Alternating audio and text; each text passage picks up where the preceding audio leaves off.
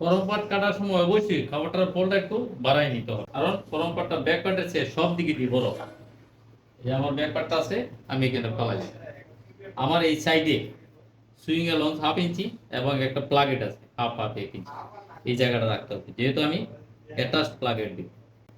1 ইঞ্চি plus আছে, এদিকে তো প্রায় 1.5 ইঞ্চি রাখতে হবে। এখন আমার এখানে একটা ক্লিপ আছে, এখানে টিকিন আছে একটা, এখানে একটা টিকিন আছে, এখানে একটা টিকিন আছে, এখানে একটা টিকিন আছে। এই টিকিনের জায়গাগুলো পরিপূর্ণ।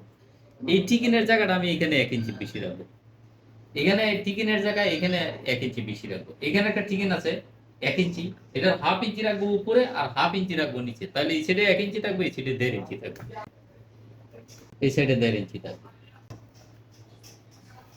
তাহলে এদিকে রাখতে হবে আমার 1/2 ইঞ্চি, আমি 1/2 ইঞ্চি বাড়াইয়া রাখ দিলাম। এইটা এই জায়গায় নামতে হবে সবকিছু। এখানে যেহেতু আমার টিকিন আছে, টিকিনটা মিলবো, আমি এখান পর্যন্ত একটা টিকিনের দাগ দিয়ে নিই। এই যে এখানে 1/2 ইঞ্চি জায়গা এটা বাড়াইয়া দিব, টিকিনটা দিলে খুব সহজেই টিকিনটা মিলে যাবে, বাকি সব ঠিক আছে। এখানে একটা টিকিন হবে, এখানে একটা টিকিন হবে, এখানে একটা টিকিন হবে।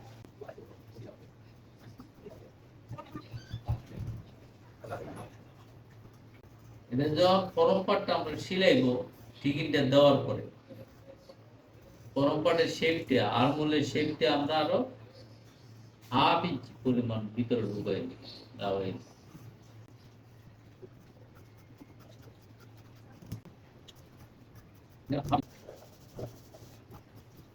আমার এখান থেকে আমি দিব 8.5, এটা আবার মিডিল পয়েন্ট, এই জায়গাটা মিডিল পয়েন্ট, এই জায়গাটার সাথে আমার সব কটা পয়েন্ট মিলাতে হবে।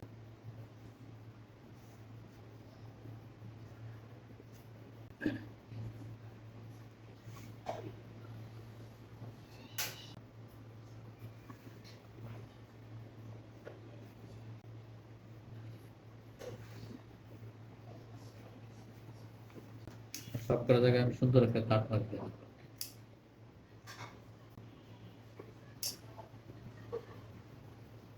নেক আমি একটারও কাটি নাই, এই যে দুইটা পার্ট বানাই নিলাম।